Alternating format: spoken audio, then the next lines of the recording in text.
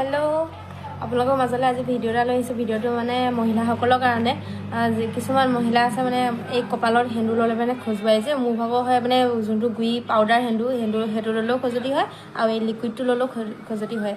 আৰু মই পাছত মানুহজনক ক'লো ফাৰ্মাচীৰ পৰা ঔষধ আনি দিবলৈ, কিবা এটা ইমান খজুৱাইছে, দাগ হৈ যায় যে সেইকাৰণে মানুহজনে লেবৰ্ড বুলি কোৱা এইটো মলমটো আনি দিছে মোক ফাৰ্মাচীৰ পৰা। এইটো ইয়াত আখৰখিনি ওলোটাকৈ ওলাইছে ৰ'ব। এইটো মলমটো মই ফটো মাৰি দি দিম বাৰু, স্ক্ৰীনত দি দিম।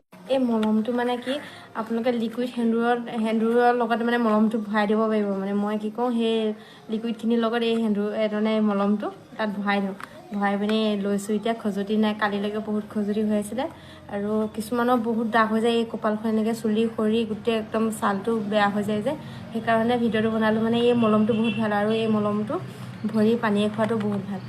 মানুহবিলাকৰ যেতিয়া বোকা গচকি থাকে কিবা হয় তেতিয়া মানে ভৰি পানীয়ে খায় ন, তেতিয়া এইবোৰ মলমটো বহুত ভাল পায় আৰু এইটো আপোনালোকে লগাব পাৰে।